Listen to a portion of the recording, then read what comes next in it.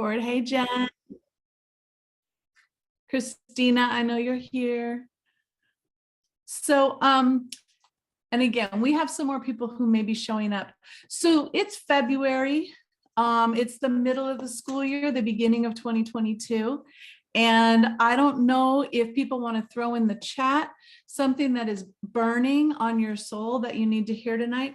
But my thought is, because it's a smaller group, I have a lot I could talk about. I could talk for 30 minutes on a lot of things, but because it's a smaller, more intimate group tonight, I had a couple of ideas, and I think the one we'll probably go with is Q&A, open forum Q&A. You ask me questions about what's going on with you, or a situation, or the law explanation, because I know that we've done that a couple times, and I like to do that every couple of months, and it's always robust, and everybody learns from everybody. The other thing I was thinking about is, what do you do when your clinical professional, be it a doctor, a speech pathologist, a physical therapist, audiologist, gives you a recommendation, you go back to your school district and you ask and get told no. Oh, here she is. Yeah, we got someone else joining us. So again, I don't want to talk at people. I love for this to be as interactive as possible. Welcome, Valerie. I was just sharing, and hopefully you will join us with camera on, I hope. But I don't want to talk at people. I really want people to feel involved. So feel free to put questions in the chat. We will answer them. Feel free to raise your hand and say, hey, I have a question. But what I was thinking of doing tonight, because it is a much smaller group. You want to let Jen back in? I did. Okay.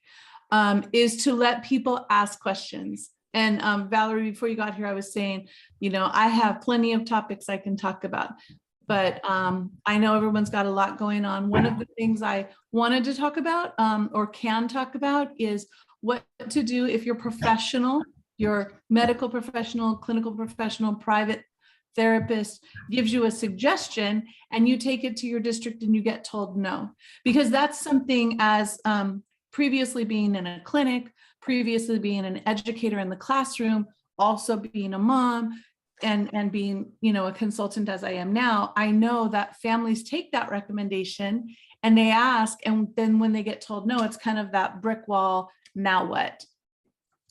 So I'm gonna open it up. Anybody raise your hand, type in the chat.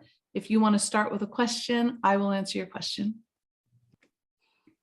That's a good idea. I've had that happen with Weston's case. Uh-huh. And not just by one provider, every single of his providers, primary care, genetic doctor, endocrinology, have all specified that he needs intensive language therapies, Okay. which he has not received. And so, yeah, I think that'd be interesting. Because I've tried to find just even research for our own, and I know everybody has their own different, whatever, disability that they might have.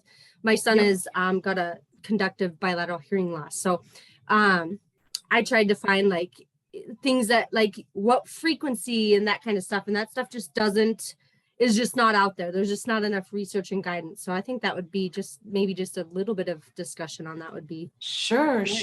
Yeah. And I know that's important because when I worked in the clinical setting, my colleagues who maybe didn't have as much educational experience would get frustrated because they would see the family like you, and they'd make a recommendation of what your son needs. And then you come back in 6 months or a year and it's not happening.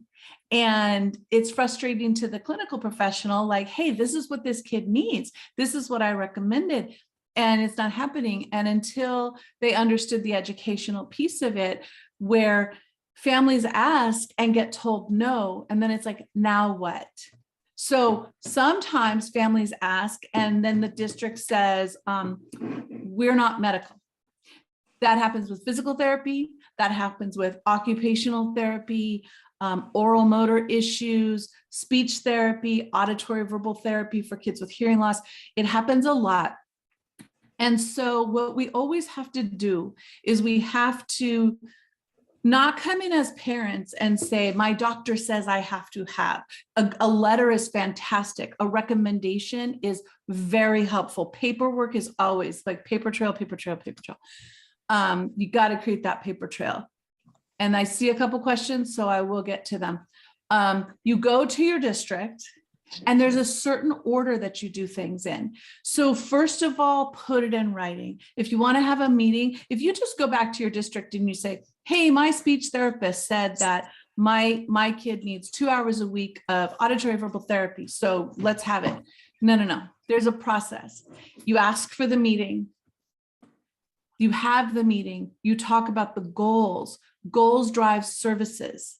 So you can't jump to, my therapist says, I need this, let's add it. My therapist says, I need physical therapy. We had physical therapy before he was 3, so now we need it in the school setting. Because when you're talking physical therapy in the school setting, if the kid can walk across campus or walk across the classroom without tripping over a desk, they don't typically do physical therapy. But your professional's recommendation can still be adhered to with what's called adaptive PE. So you look at the needs, the goals. Needs drive goals, goals drive services. So coming back to the speech therapy that you were recommended, or auditory verbal therapy, we have to go and have the meeting, and we have to talk about the needs. So the need is to develop that spoken language through listening. We get that documented. Or the need is to be able to navigate the playground equipment. Or the need is to be able to ascend or descend stairs. It's easier for kids to go upstairs than to go downstairs. They can kind of like have more trouble going downstairs independently. So we look at the needs. So your professional makes a recommendation. They know their stuff, they make the recommendation. What you have to do is couch it in, how does this affect their ability to access their education? You got to know this. From step 1, whatever is recommended, your professionals are right. How do you frame it in their ability to access their education? So if it's that speech therapy, that language therapy, that listening therapy, or physical therapy, how is it affecting their ability to access their education? Now, if we just tell a team, so your son has hearing loss, so we just tell a team, well, he needs to be able to ask to go to the bathroom or ask to take a break, right? Well, if you just say he needs to be able to ask to take a break, or he needs to be able to tell his teacher he didn't understand, that could be met with sign language, but you've chosen spoken language. So it's not that he just needs to be able to tell his teacher he didn't understand.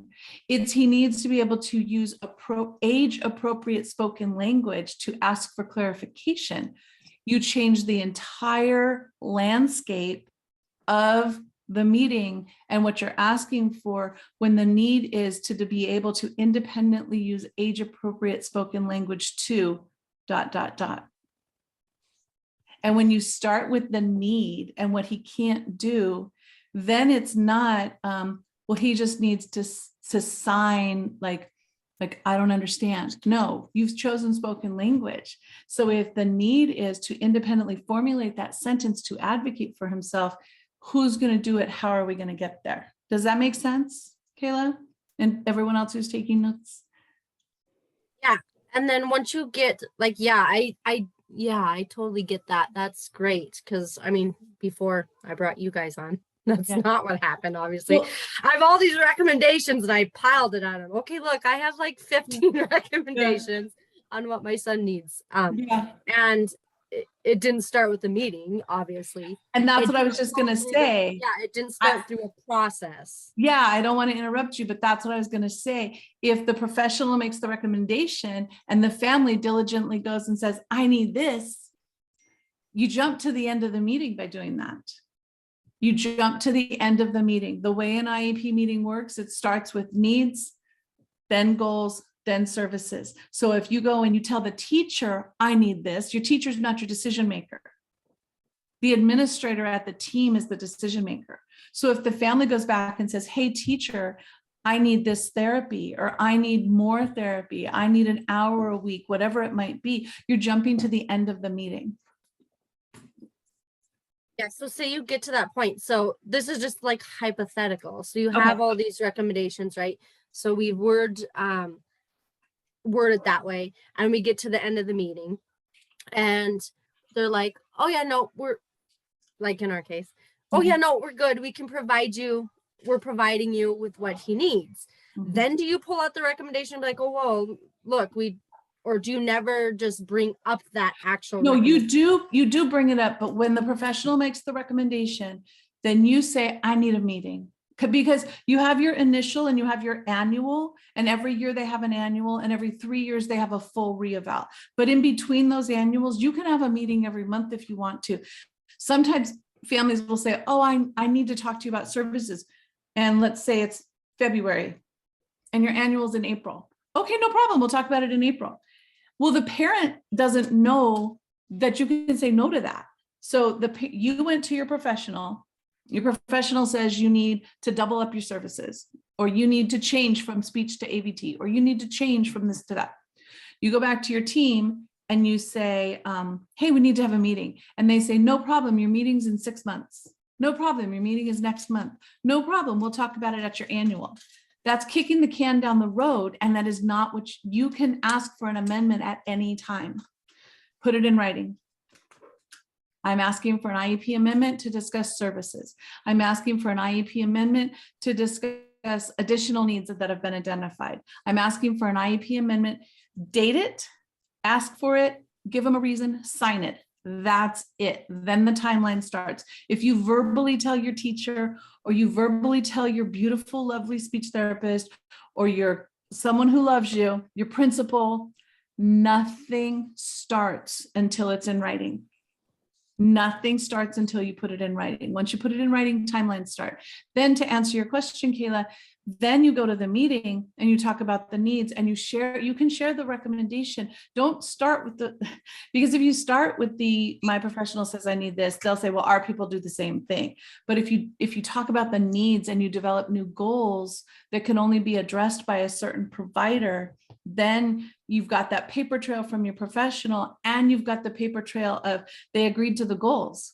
They agreed to independently using spoken language to initiate play with a peer. Okay, who's going to do that? It all starts with the goals. Does that make sense? So yes, you want your professional recommendations. You want that. Schools don't always take it. So I do tell people, don't start with a medical assessment. If you have a doctor who says, I think your child is on the spectrum, on the autism spectrum, don't start by paying for a big assessment privately. Start by going to your school and asking for an assessment, because a lot of families will pay out of pocket for a big assessment and take it to the school like, I'm helping you here. And you are, oh my goodness, you're helping them. You're giving them the data, but they don't have to take it.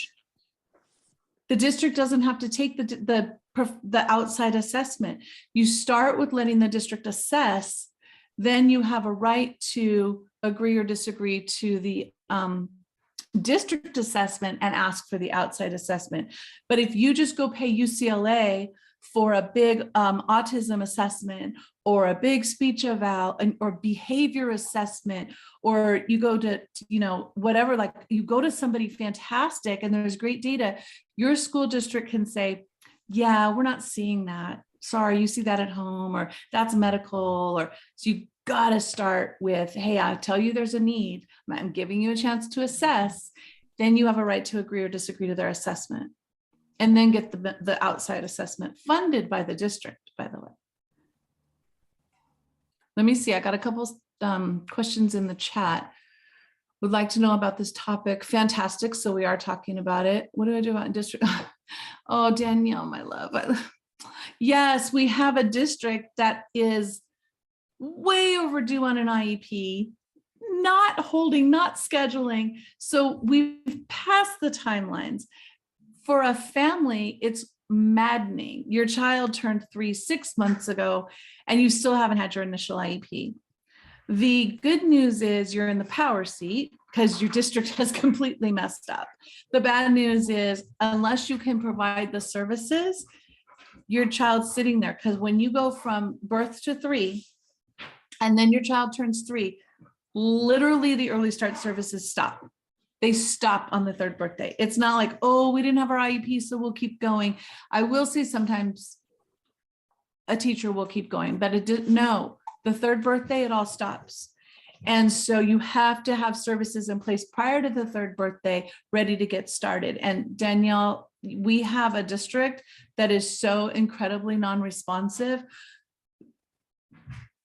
And I'll tell you, to answer this question, Danielle, for everybody's benefit, it's a paper trail. He turned 3, we haven't had the meeting yet. And then you'd give notice. We're going to provide the appropriate therapies in preschool and seek reimbursement because they've already dropped the ball on what they're supposed to do. That usually triggers a response. In your case, it hasn't. Your district is still radio silent. So in your case, we may jump to something I never do, is going ahead and filing for due process, because it's so blatantly late for you. Most of the time, the answer to the question of what to do when your district isn't responding is you write the email, you give the 10-day notice. I'm going to provide preschool and services because you've dropped the ball. I look forward to working with you to resolve this. You know, I'm not privately placed. I want you to serve my child. That usually triggers all the right people to schedule the meeting. Danielle, how long has it been? How many months has it been since his 3rd birthday? November, December, January, February. So we're 4 months. Yeah. 4 yeah. months, but we tried to schedule it before his 4th birthday, and Third, that yeah. didn't happen. Sorry, Yeah. 3rd birthday. That didn't happen. We did. Yeah, we had it scheduled actually, and they canceled it. So we are, and again, it's all paper trail. So we're going to write one more letter that and then we're going to file, which is unusual because we don't usually file for a request for due process because if you file a request for due process before your district holds an IEP, all they have to do is tell a judge, oh, judge, we were going to do the right thing. You know, we don't know why we're here. So you've got to kind of have the meeting and get the no and then file. In your case, Danielle, we're about 2 weeks from jumping and saying you've lost your chance to hold this meeting. So Thank you for that explanation, detailed response, and yeah, thank you. That's all. of course, it's frustrating because we know that your district doesn't have an appropriate program. We knew the plan was to have the meeting and get the no, and then give notice that you'd provide placement and services and seek reimbursement. We didn't get a chance to have the meeting and get the bad offer. So we sit here with no offer and no meeting, and it's uncomfortable for me. But thank you, Kayla. Kayla is sending you hugs. Thanks, Kayla. It's your situation in all the years I've been doing this, just no meeting 4 months after the 3rd birthday is not normal. I think my fear is that they'll say, well, it's COVID. You know, so we can't, but you know, everyone else can do their job except for them. That's a great topic. Or that they'll ask me to do all of these assessments all over again, which I don't want to do. I don't want to put my kid through that. I'm going to say 2 things. Number 1, there are certain assessments that can't be done for another year. So all those initial assessments, the psych eval, you know, there's a lot of assessments that can't be redone until a year has gone by. The process of due process, they should not ask for a whole nother battery of assessments. What did you say? You also said COVID. So I pivoted the minute the schools shut down. I was like, okay, now what am I going to do? I'm going to be the expert in COVID and special ed. And I spent that whole weekend in March 2020 checking out what the federal government said, what the state government said, what was happening. COVID did not change the law on any level of government. COVID did not change the law. Any IEP and any services in place still had to be provided in some fashion. Maybe it wasn't in person, but everything had to be provided. Federal law, state law, nothing changed. It had to be delivered in a different manner, but the district is still on the hook. Now, we are coming up to the 2-year timeline from March 2020 to March 2022, because for any due process case, you have 2 years to file if there's a mistake made. You're still within, like you said, your son turned 3-4 months ago. So I can't even blame COVID for that, to be honest with you. But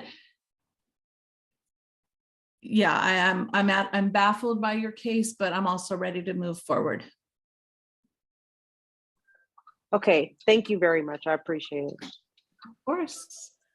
Of course. Hey, Melinda. Gina. Yes. If I learned correctly, I think you mean the process start from assessment, right? Yes. Then you get all your needs and then set the goal and then you get the service. But sometimes I found that it's and okay, the first question, the assessment usually should be done by the school district first. Is that correct? Yes, you have, the district has what's called the right to assess. They have the right to assess first. And then you have the right to agree or disagree with the assessment. Okay, how about if I disagree with the assessment result? Okay, perfect. First of all, I want to compliment you. You got it. You nailed it. Assessments identify needs, needs drive goals, goals drive services. Like you got it. If you disagree with the assessment, then you have what's called a right to an IEE, an independent educational evaluation funded by the district.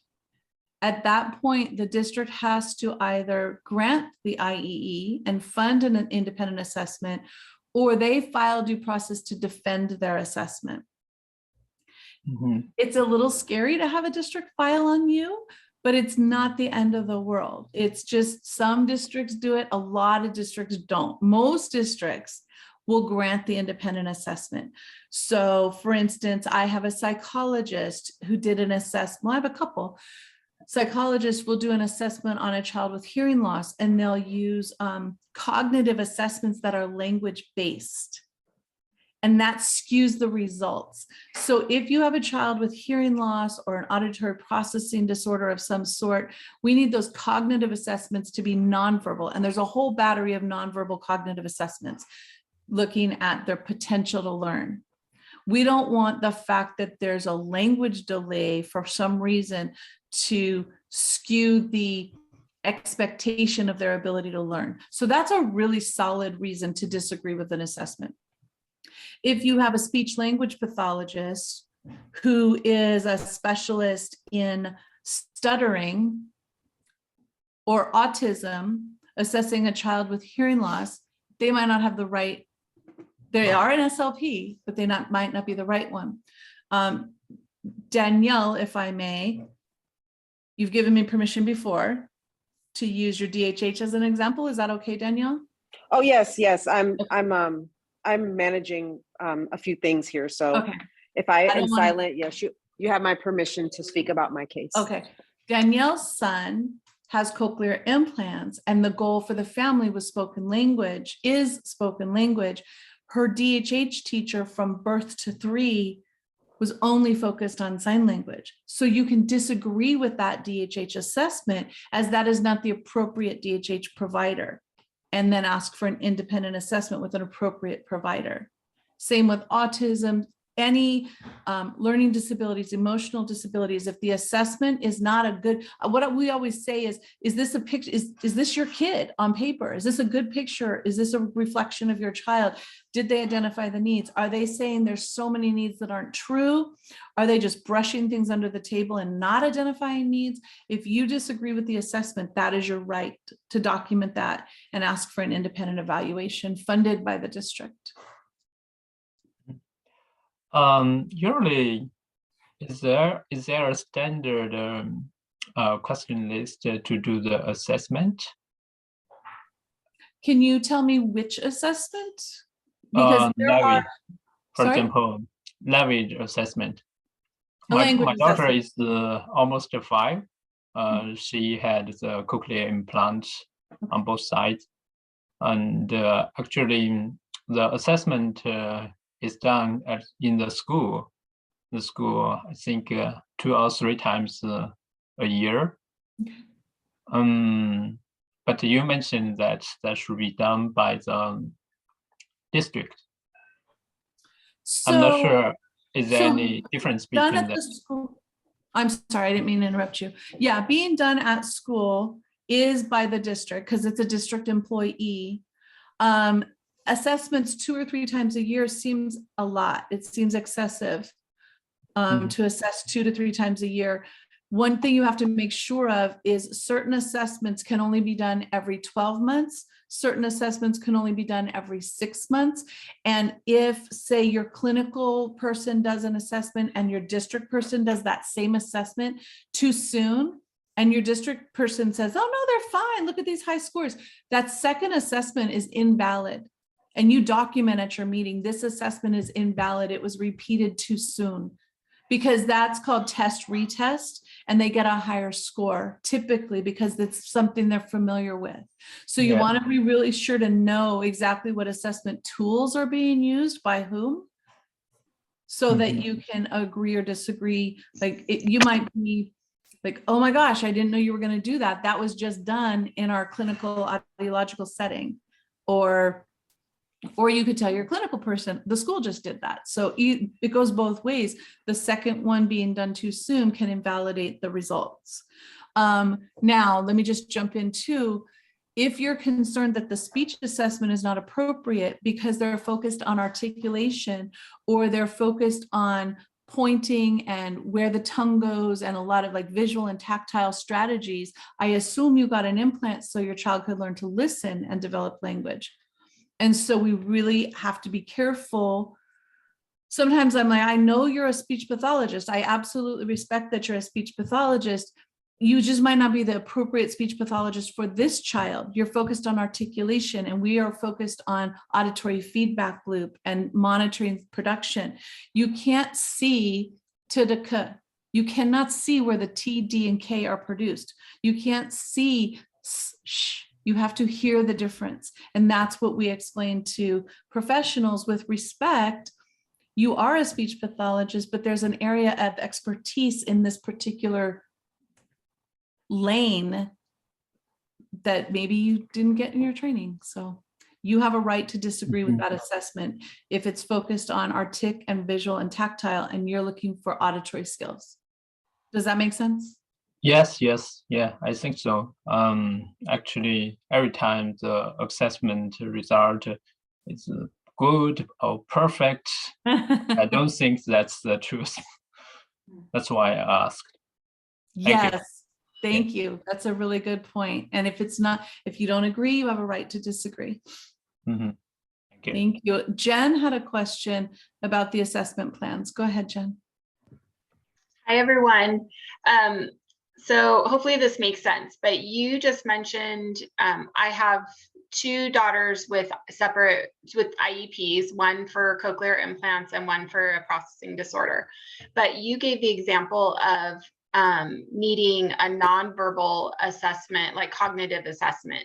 So if I know that my kids are getting assessed and I'm looking at the assessment plan before I sign off on it, is there any indication of what, there's not going to be any indication of what assessments are actually going to be completed, correct? It's kind of a 2-part question. And then second, can I request in advance to save time instead of having to go through assessments, get the wrong assessment? Could I in advance, do I have the right to request a nonverbal cognitive assessment? So kind of a 2-part question. Would I know what they're going to do? Is there any way I would know? And second, if I know what's going to be appropriate to save time and energy and all these resources, could I request what would be appropriate in advance? That's a great question. So as far as part 1, I'm going to answer you and maybe something that wasn't asked. So oftentimes on the assessment plan, there's a whole battery of possible things they're going to use, right? So there's just like language and speech development by the SLP, and then this list of possible things. But if you have your private and your school-based people, again, to avoid not having something duplicated, you can say, I need to know the assessment tools that are going to be used so that we don't have invalid results. You can do that for sure. On the cognitive piece, oh, and sometimes you'll see, I wanted to say this, sometimes you'll see record review, and you want to make sure that there's also standardized testing. If you get to that IEP and there's no standardized testing, it's all observation, record review, and the teacher and the parent said, you don't have data, you don't have standardized data. So you can double check and see if they say, oh, the psychologist, this 3-year eval is going to do a record review. You can double check, and what standardized testing will they do? If, you know, that is the person you're looking for. And then on the cognitive piece, yes, you can say, and this is where you do it in an email or you do it on the assessment plan. But again, you want to have a paper trail so that if you get to the meeting and the results are super low because of verbal processing or auditory processing or language, low language, you want to have that paper trail of, my child has a hearing loss. So I want tests of nonverbal cognitive abilities. I don't want language to get in the way of the results. Or my child has an auditory processing disorder. I need to have an audiologist and a psychologist. And that audiologist needs to understand CAPD, not hearing loss. So your situation, you've got one kiddo that needs an audiologist who understands hearing loss, and you've got one kiddo who needs an audiologist who understands CAPD. Because audiologists who understand hearing loss and how to amplify sound for kids that can't hear don't always understand what's happening when the two hemispheres of the brain are not communicating, and a kid has normal hearing and they're still unable to follow directions or remember what was said. So it's, yes, the right title, audiology, DHH, SLP, you know, special ed teacher, all of the right titles are important, but also knowledge and experience. And if the district says, no, that's our SLP, they're qualified. No, that's our DHH, they're qualified. That is our psychologist, and that's who's going to do it. That's when you say, okay, well, you know, I've documented my concerns in writing, and then you have a right to disagree. And I agree, you don't want to waste people's time, but at least give them a chance to get the right person in there. Did I answer your question? Okay. Hey, Jennifer. We're doing open forum Q&A tonight. It's a more intimate group this time. Maybe January or February snuck up on us. Look, I'm still calling it January. But this has been a really good conversation so far with people asking individual questions. Gina's got a question. I tried to invite a friend. She has 4 children, so it was a little tough for her to make it, but this is on behalf of her. Okay. Her youngest kiddo is part of the PALS program. And they got a letter in the mail stating that their PALS program is owed compensatory time. So I guess someone filed, and it was almost kind of like, you know, because of the judgment, they awarded every person in this particular program compensatory SAI service minutes or hours, actually. And so how this is part of LA Unified, and how they're doing it is they're offering the services on the weekend. I just mentioned she has 4 kids. So they were like, you could do it online, you could do it, but he's 4 or 5, so he's little. You could do it online, you could do it in person, but we're offering all the 70 hours. So it's a lot, it's a big chunk, 70 hours on Saturday. And so they said online, in person, and that were the only options for her to get the services that are owed to her family. She wants to know, like, what does she have to do? Like, does she need to call an IEP to discuss this? Because again, if you're owed these compensatory services and they're only offering it during Saturday and she can't make that Saturday time, what is your suggestion? That is a great and loaded question. So for people who don't understand the letters, the alphabet soup, PALS program in LA Unified is an autism program. And SAI is specialized academic instruction. So first of all, the picture is grim that to be in a special day class placement, they are owed 70 hours of special education instruction. That means the substitute was not qualified. That means the teacher was not qualified because SAI is not an itinerant service that comes in. That PALS program is a special day class.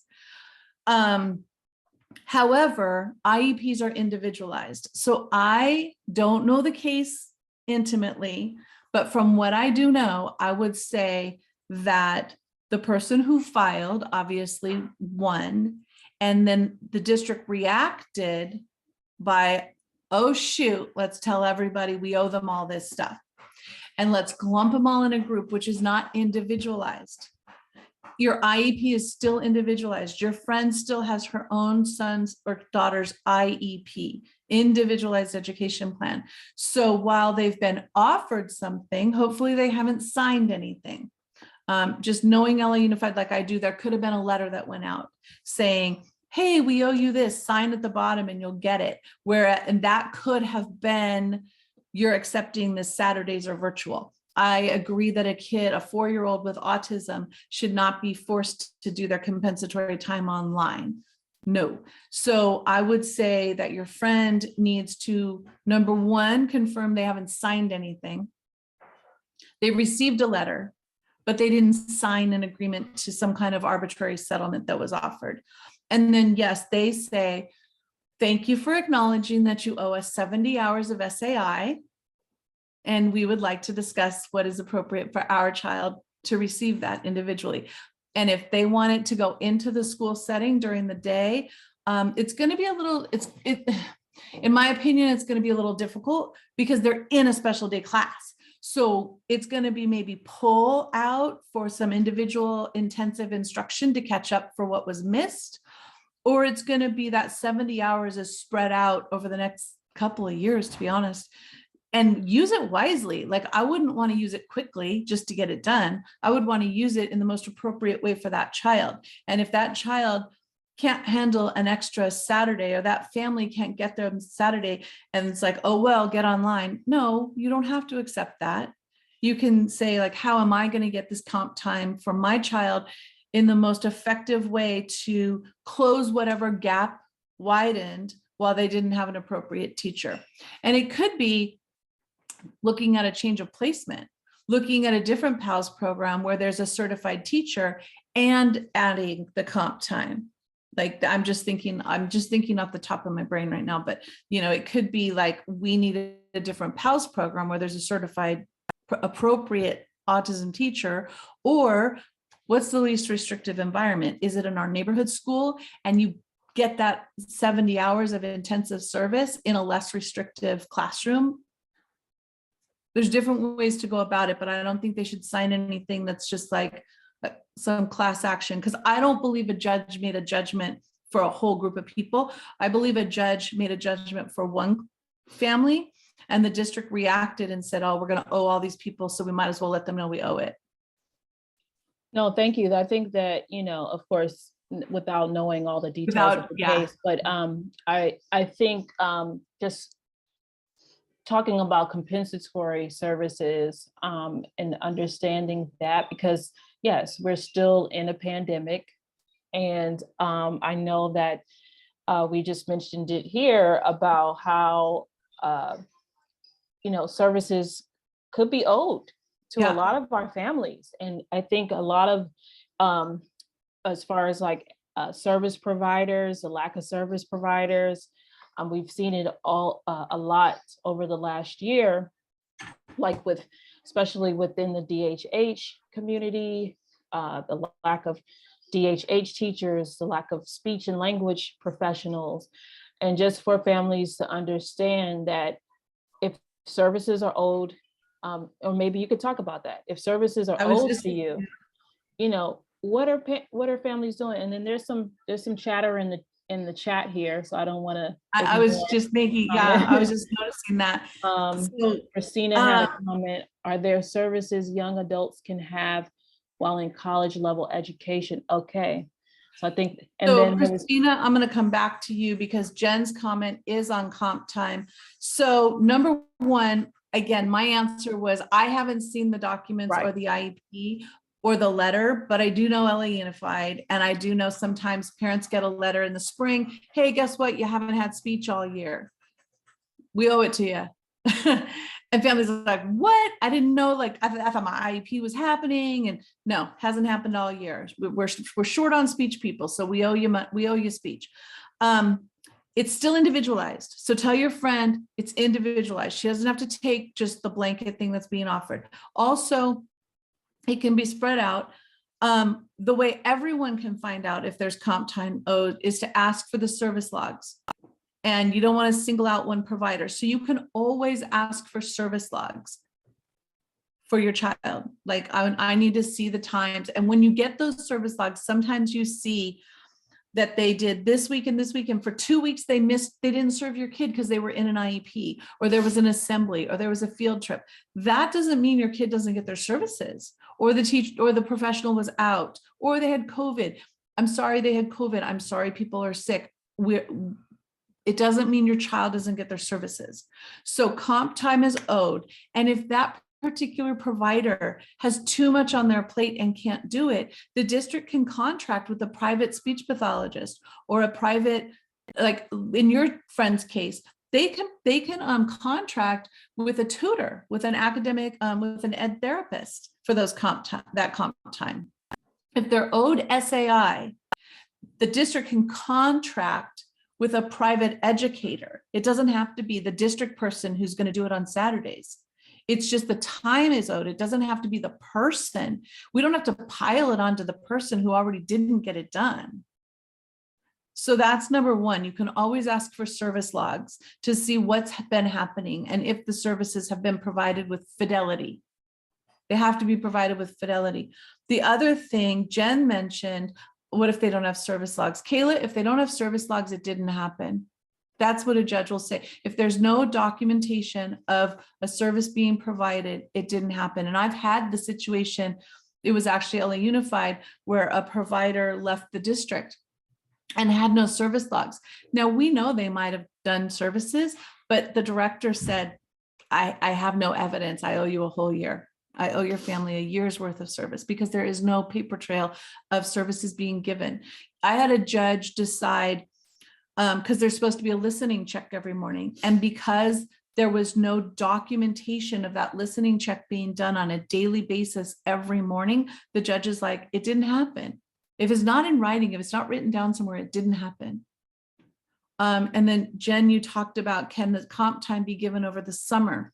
So ESY, extended school year, is the special ed services over summer, and that's typically 20 days.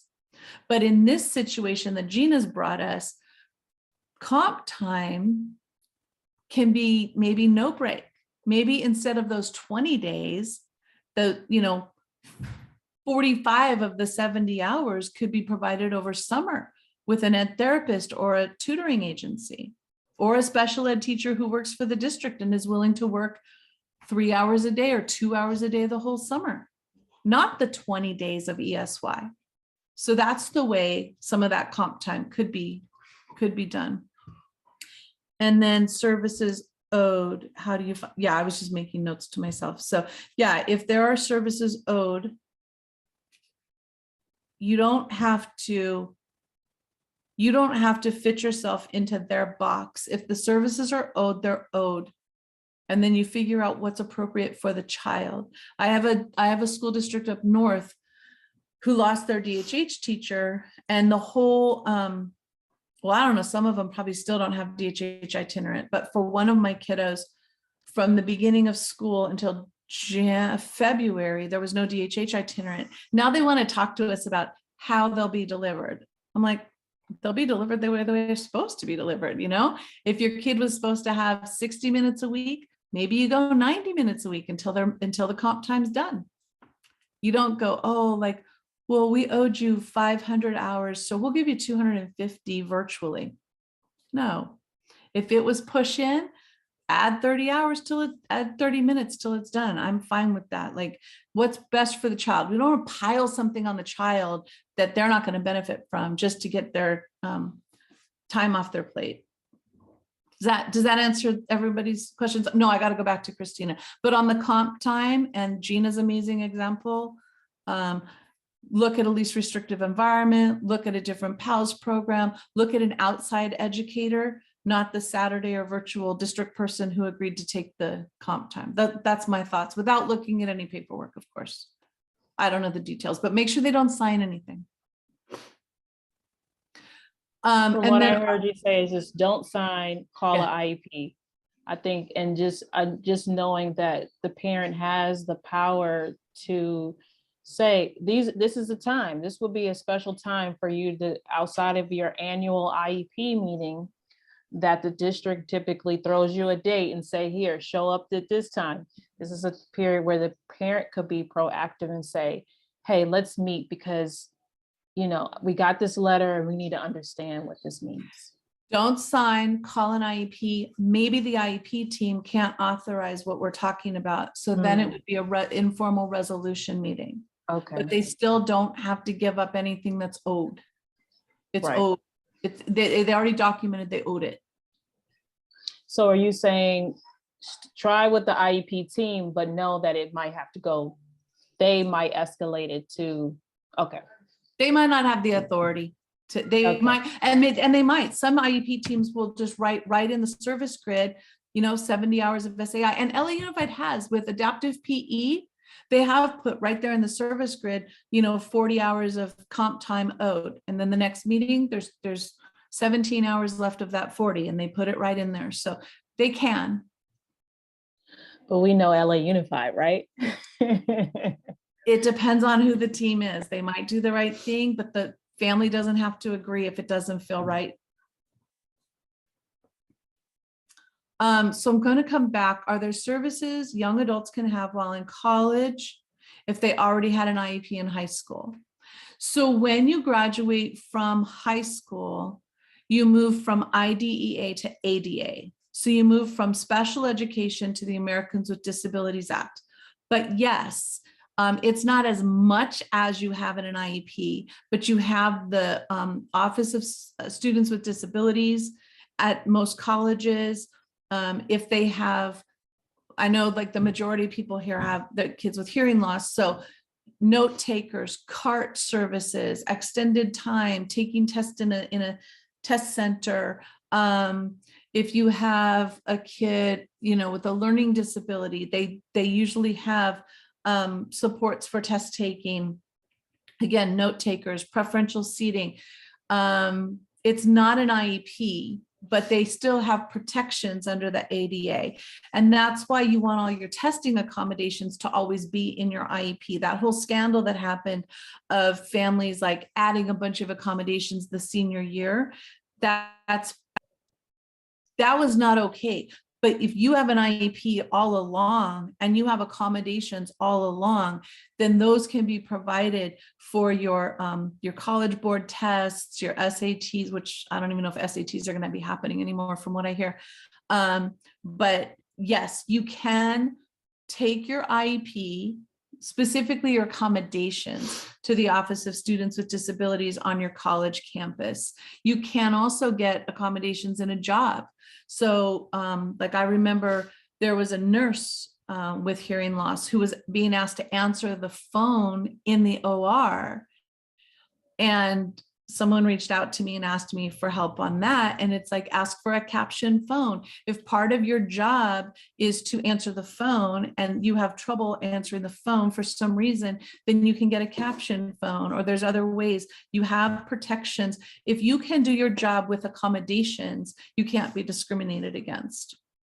I hope that answered. And I will say, when you leave high school and you're headed off to college or training, to be a welder, to be a cosmetologist, to be a massage therapist, a teacher, to get your AA, your BA, your bachelor's. You have, at least in California, you have the Department of Rehab, which their sole purpose is any person in this state who has a documented disability to be trained and fully employed. And so they will support tuition, books, parking, early registration, everything until you are employed in your field of choice. Not if your field of choice is to be an actor or a musician or a model, but if there's a future in that industry, they will pay for the training. And there are the equivalencies in the other states. I don't know the level of support. Typically, they want you to apply for FAFSA, Federal Student Aid first, and then whatever. In California, what FAFSA doesn't cover, Department of Rehab does. I've learned Boston, not so much. They don't help as much, but every state has something like this post high school. Is there, if there's time, additional question regarding high school students? Okay, Jen, yeah, I know, this, I started doing SPED talks. I'm so happy that I'm doing them. They were a dream of mine for a long time to create a community where people could come together. And it's like, you always see that post, what can you talk about for 30 minutes without prep? So not once has it stopped at 30 minutes. Y'all stay with me at least an hour every month. And it's a blessing and a joy to try, give back as much as I can. So yeah, Jen, if you have a question about high school, let's go for it. Quick question. I don't know the ages of everyone's children, and even if they have younger children, they will eventually be in high school. Yep. I thought maybe you could quickly, maybe it's not a question, something I came across with my daughter, my high schooler this week that you brought to my attention, and maybe you could explain to everyone briefly, is that my daughter's in a co-taught ELA, so English class, and a co-taught math class.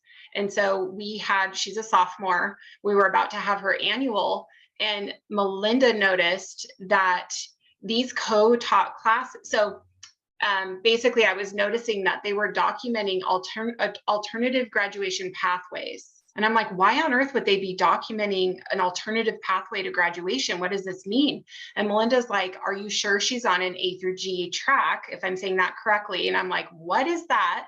And she's like, the co-taught classes can be a veil for like a special day class, and that our kiddos with disabilities might not be able, they'll graduate high school, they'll be eligible for junior college, but they will not be able to go to a 4-year. So Melinda, can you elaborate on that a little bit, just so it's on radar? I mean, you covered it, but that's the truth. High school teams will say, of course your kid can graduate. Of course your kid's going to get a diploma. Of course they can go to college. But I find it all the time that when I ask, is this A through G? The answer is no. That's the question to ask. Is this A through G? Because you can have what's sometimes called a supported class, a co-taught class, an RSP. A through G is the requirements, Christina, to apply to a 4-year university.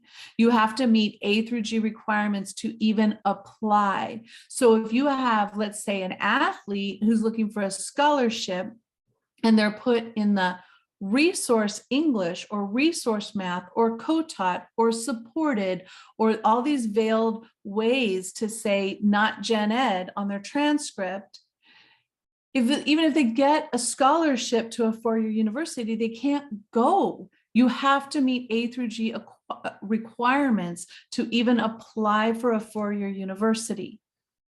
So you've got to make sure of course they can graduate. Of course they can get a diploma. Of course they can go to college, makes you feel good as a mommy or a daddy. But then when you say, does this meet A through G requirements?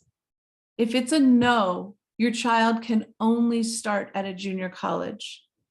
And maybe that's fine, but we're stopping them from even applying if we don't make sure that they're on an A through G track. Yeah. Thank you for sharing that, Melinda. Of course. I have a question. Only in high school. This doesn't pertain, like if kids are in these pull-out class resources starting from elementary up, or is that Right. start? So let's backwards plan this. Let's backwards plan. You want your kid to be able to apply for a four-year university if they want to. So it's only the high school transcript. However, if they're in a special day class in middle school, are they going to be prepared for gen ed in high school? If they're in a self-contained special day class in elementary school, are they going to be ready? So in elementary school, and you have the full continuum, and maybe what we can talk about next time is the full continuum of placement options. But if they're in elementary school in a self-contained classroom, it's typically multi-grade level. It's typically teaching to the lowest common denominator, or I'll answer in a minute, Mariah, or middle ground. So if you've got a third through sixth grade class, you're certainly not, everybody's not getting their own grade level curriculum. And typically the sixth grader is not going to be getting a sixth grade curriculum. You got a third grader in there who's in a self-contained class for a reason. So whoosh, gap is widening. So you want, it doesn't mean they can't be in a special self-contained classroom, but you're always wanting to look every year. Are they ready to mainstream? Are they ready to go out for math? Are they ready to go out for science? Can they be in the single grade level gen ed class with pull-out support for special ed, with pull-out DHH or SAI or push-in support? You're just always wanting to get them in the least restrictive environment, because sometimes a district will be like, this is where all our kids with autism go. And then they know every school you're going to go to till you graduate. This is where all our kids with hearing loss who use sign language go, and they know every school they're going to be until they graduate. This is where our oral kids go, but as soon as they go to middle school, they all sign anyway. So you have to be really careful about that. And Mariah, it doesn't show, it might show on the report card. Some districts will document the grade as, an A in a special day class, or somehow they'll mark it. But the high school transcript is where it will say if it was gen ed or not, if it met A through G or not.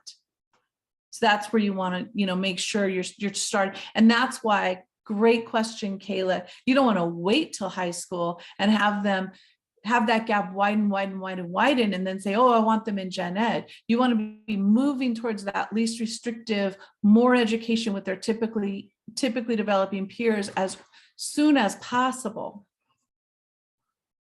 And if you have one study skills class, like you have your kid in all general ed classes, but they have that one study skills class in place of an elective, that is a special day class, but it won't hurt them as long as you make sure they're looking at their A through G requirements. Just stay on that A through G track. Thank you. Okay, perfect. Yeah, you want to ask that counselor from the beginning, A through G. And I will tell you, if you have a freshman who is in a supported or a co-taught English class, but you want them A through G, they can take a summer school class. They can take a gen ed summer school class. You just have to be in great communication with the high school counselor and the IEP team to make sure everyone knows the goal is that they can apply to a four-year university if they want to.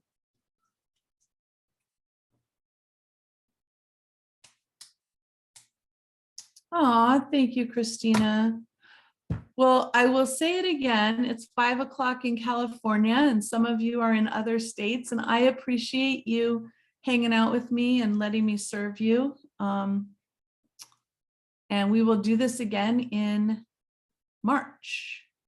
And we've got some spring break stuff. So usually it's the last Friday of the month, but we'll stay in touch with everybody. It might be the week before. Jennifer, you doing okay? You joined us late, but you good? Okay. I'm sorry. I'm sorry I joined late. Can I get the recording to this? You may, yes. Yes. And can I ask a question about the compensatory time? Mm-hmm. Yeah. So there's no expiration. It's just however long it takes the child to catch up, it will just be documented and used up whenever it's used up. Yeah. And you may have an administrator who's nervous about that. So you as the mom say, it's okay. It's okay. I'm not going to get on your case. I want this to be valuable and not rushed. And it's okay. We can just keep documenting. You can chip away at it. You know, like I said, if your child gets 60 minutes of that service And until it's done, they get 90. You don't want to overwhelm the kid just to get the minutes gone.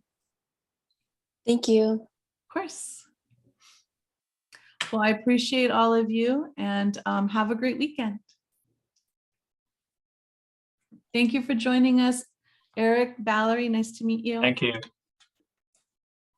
Bye, Danielle. Stop my recording.